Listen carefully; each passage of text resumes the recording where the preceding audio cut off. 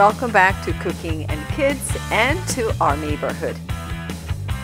My neighbors are joining me in this episode where we're going to show you how to make amazing homemade pizza with all sorts of healthy ingredients. To make sure that this pizza turns even better than our last one, I got myself all kinds of helping hands. So we're all going to work together to make a really unique pizza, and we are going to incorporate a lot of vegetables, which a lot of you don't usually put on your pizza, but we're going to prove you wrong. Like in any professional kitchen, proper organization, prep work, and the good sous chefs are the key. Part of our team is preparing veggies and other ingredients for the pizza, while the rest of them prepare a healthy homemade lemonade. And we'll be using lemons and fresh mint from our garden. Okay guys, so we're going to do two different dishes. Again, we're going to do a smaller portion so that we can show you the actual recipe. And we're going with 2 cups of flour here. And then I'm going to do a freehand dough because we're making a lot of pizza tonight, so we're gonna need some extra dough. We got sugar in this container, so a good, there's about a teaspoon of sugar here, and maybe about half a teaspoon of sugar in here. So 2 cups of flour and about half a teaspoon of sugar. So while everybody else is working on chopping vegetables, I'm going to show you how to make the dough. So we have 2 cups of flour and about half a teaspoon of sugar in here. So now we're going to go to yeast, and this is dry active yeast. I will do about 2 teaspoons. And here I'm not going to even try to measure. And of course we're gonna need some salt. So I'm gonna go with a teaspoon salt, and this is about enough because we're gonna have some salt in the meats, in the sausages, in the sauce. So here we're gonna add a little bit extra, and now we are just gonna add warm water. This is a lukewarm water. I'm going with a cup of water. And then we are gonna use extra flour to get to the right consistency. It seems like this is a perfect measurement. But the key here is to incorporate the flour really good. Maybe we wanna add just a little bit more water initially. No, that's not basil. I sent the boys to garden to pick some fresh oregano because pizzas and fresh oregano go so well together. Oh my goodness, you guys nailed, oh thank God we got 2 branches. I was just about to say, is this enough for all the pizzas? Well, thank you. Good job, very good job. So we're just gonna break a little bit of fresh oregano to dough, and the rest we're gonna use for our sauce. Okay, and we started with 1 cup of water, and now we're gonna go with just a little bit more water. So we're going with the fresh oregano, but obviously you can use dry oregano, which you can buy in any grocery store. And this is absolutely optional. Another thing I would suggest, which we are not doing today, is to add maybe some flax seeds or some ground seeds into your dough, which makes your dough so much richer and so much more nutritious. Actually, speaking of that, I think I'm just going to send kids to do that because it will make a crust so much better, and it will give it a nutty taste. While working the dough, the most important thing is to get enough moisture in the dough so it will help the dough rise and be fluffier, and to work the flour and water in really well. So while the dough looks too sticky right now, this is actually the perfect consistency because we're just right now working it and making it to where it will have the right moisture and everything will be combined well so the dough can rise and make a nice and soft pizza crust. All right, now we're just gonna finish it up, and I'm gonna put a little extra flour on my hands, scrape all the extra dough, and go back to incorporate it into the crust. These are all little steps that my grandmother would teach me. She was really big on not wasting food. So see, we have all the dough off of our hands. And now we're gonna go ahead and scrape all the dough off of our dish. When that's done, we're gonna go back and we're just gonna continue to incorporate the dough. And look how nicely this is all working now.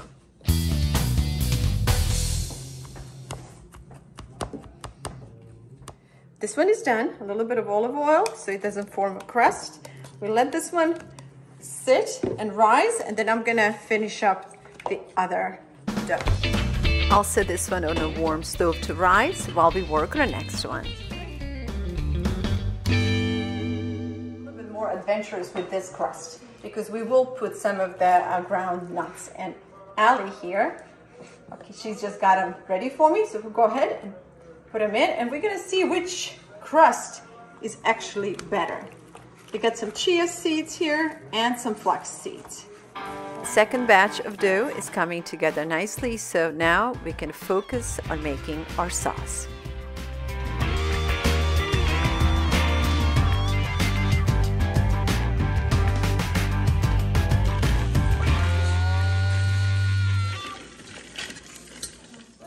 As mentioned earlier, we'll be using all sorts of vegetables and other healthy ingredients in our pizza.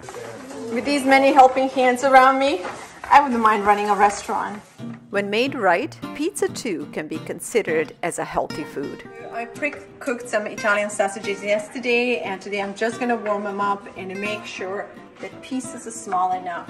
And we're gonna make pizza with sausages and with salami.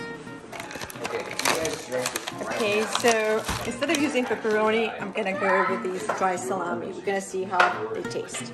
Okay guys, anybody wanna try salami? Come on.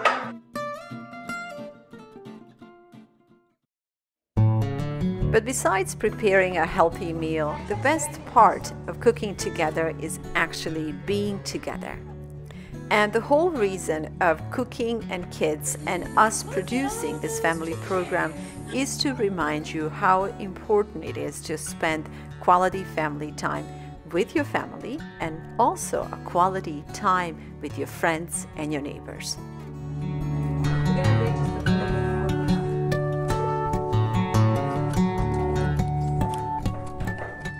Marco. Okay, so the dough had a chance to rest a little bit and it has risen, so now we're just gonna redo it again. We're gonna separate it into smaller portions, and I'm gonna give one of these to you to see how you do. Okay, Faith's gonna work with me on the dough. But first we're gonna do a quick little lesson on how to handle the dough.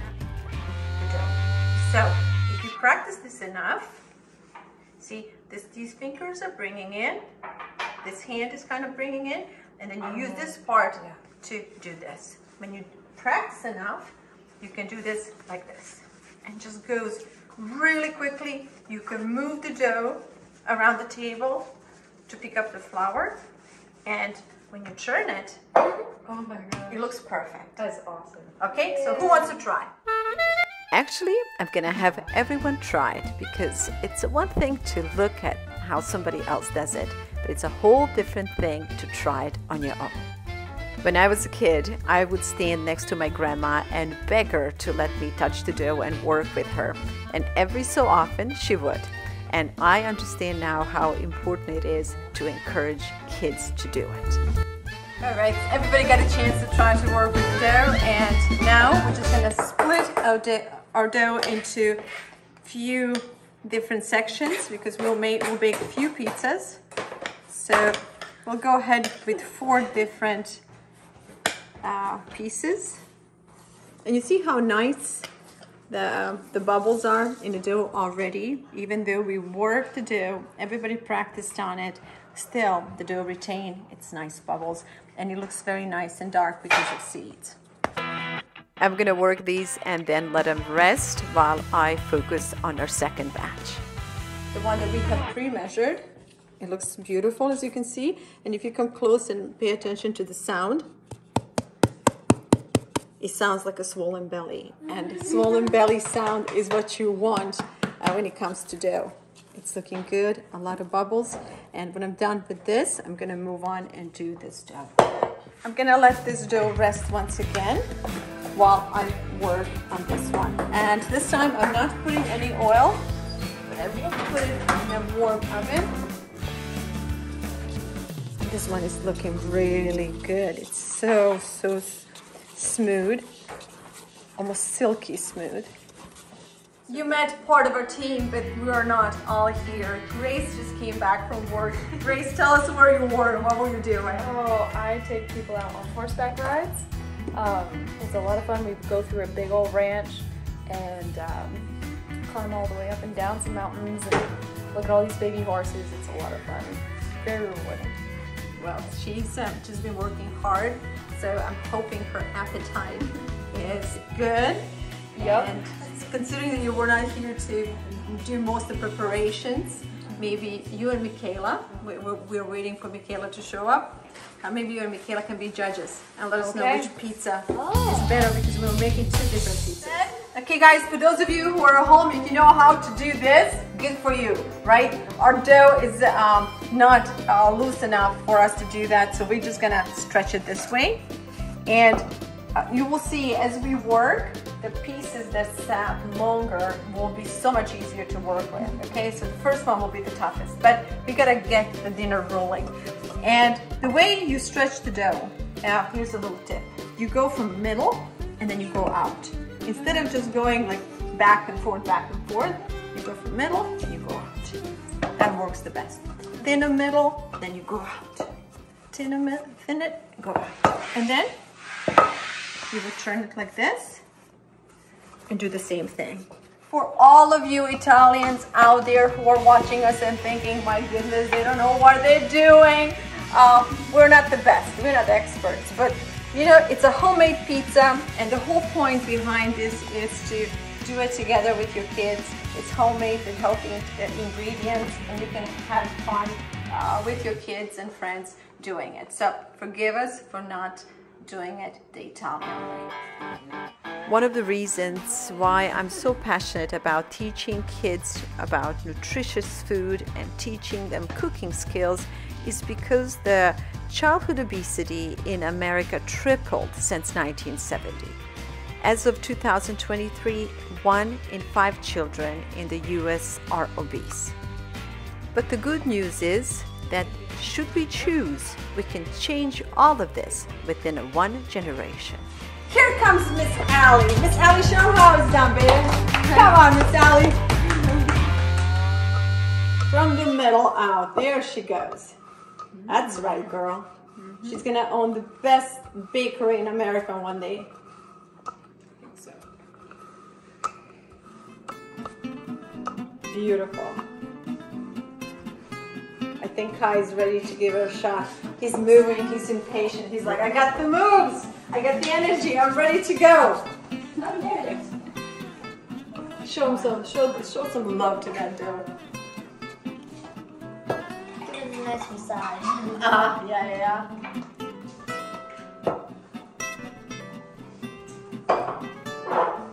The question here is, does Miss Grace feel like doing it? Because she's obviously the more mature, but there's still a kid in her. She's still up to it.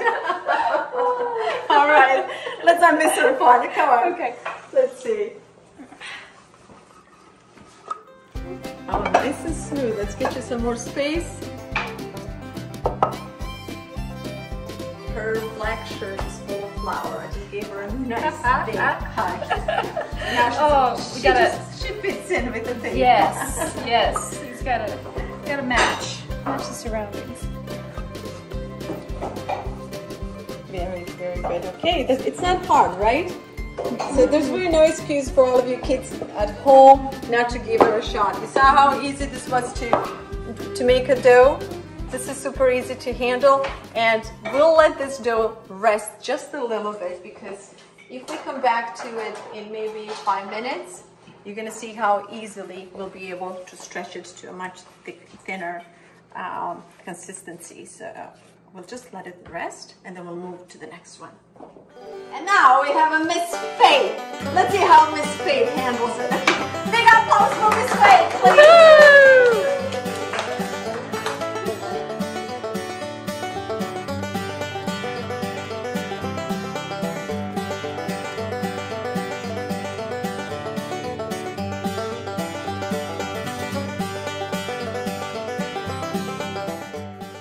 I work with thousands of children in a kitchen, and I'm yet to meet a child who is not eager and interested to learn how to cook. The problem is, we as parents don't have time and sometimes patience to get involved in a kitchen with our kids.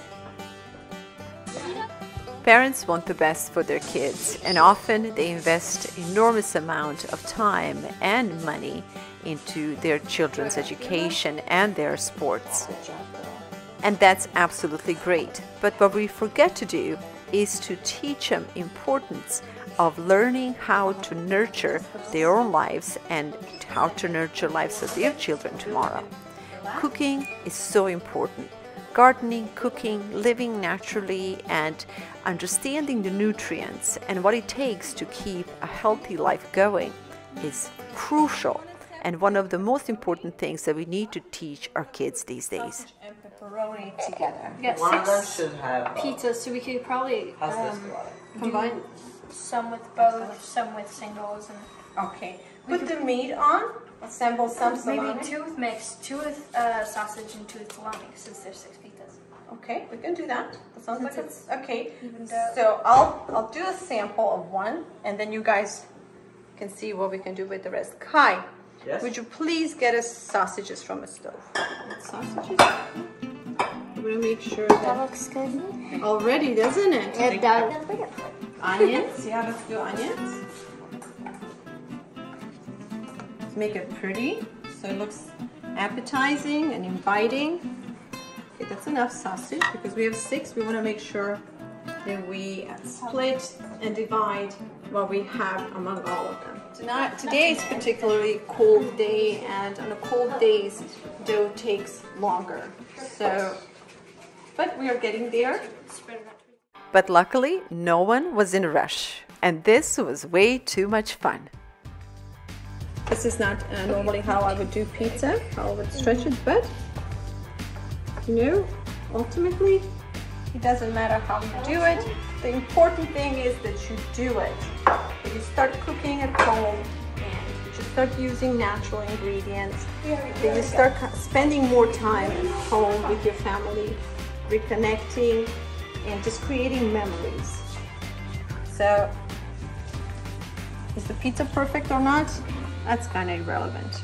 Here's the trick about pizza. This is something I'm particular about because all the good stuff ends up in the middle, right?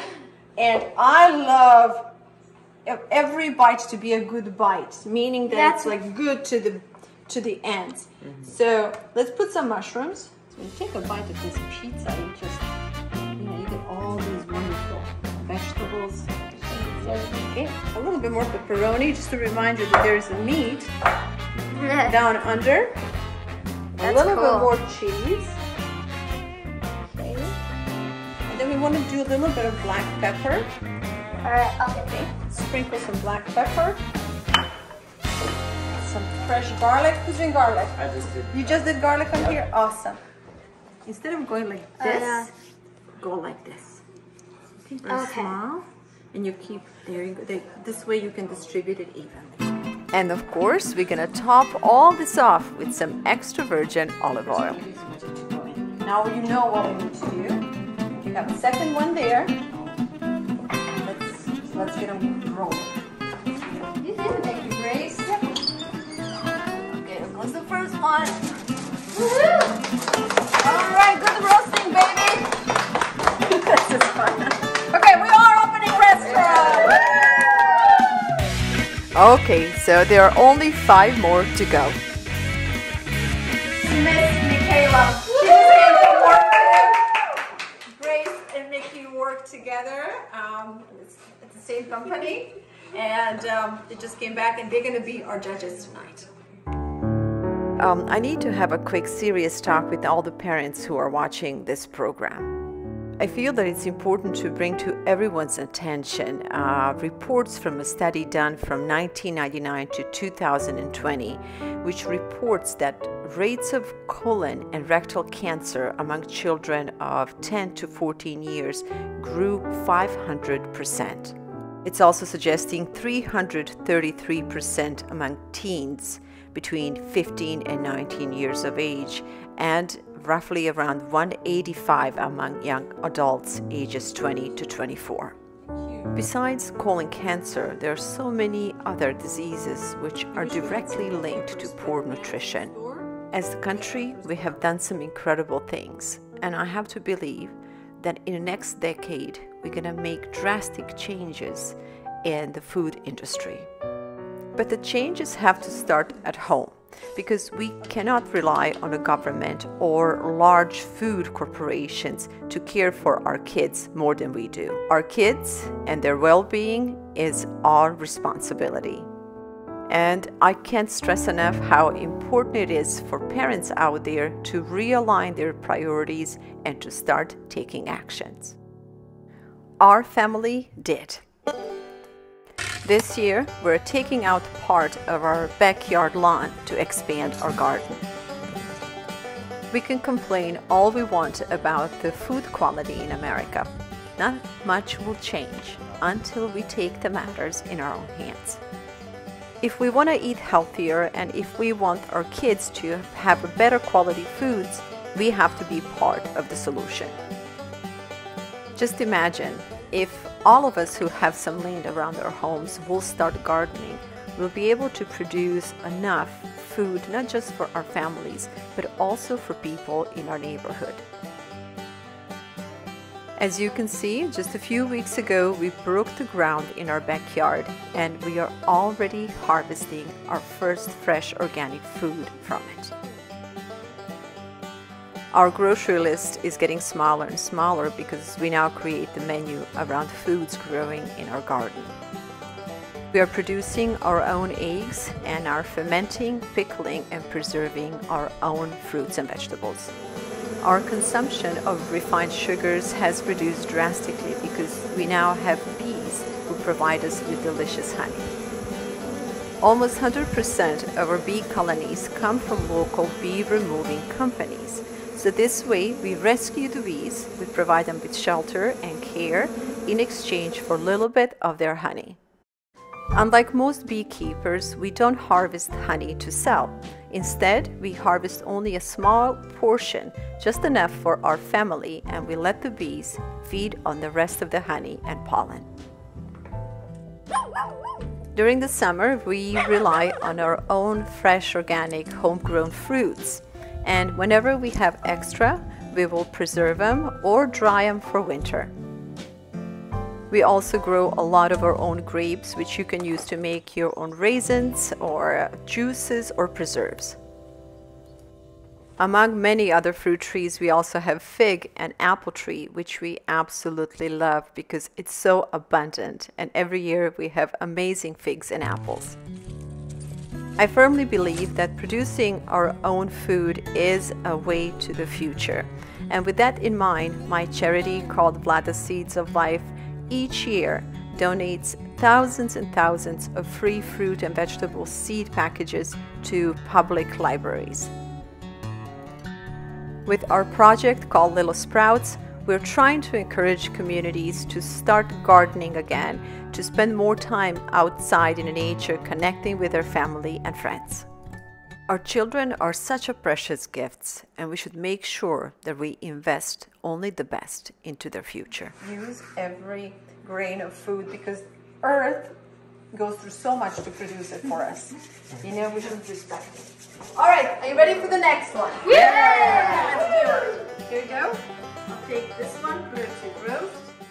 This was truly hands-on and fun experience because we had a lot of pizzas to make, so everybody had a chance to participate in process of creating their favorite pizza. Almost all foods are good for us as long as they are produced and prepared in the right way, and that includes pizza.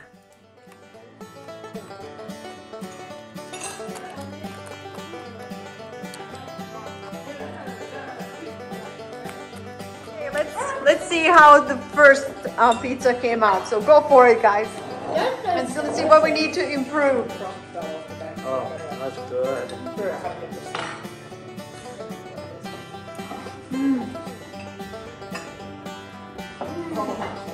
What could we do better? Okay, so the middle on this one is really, really thin.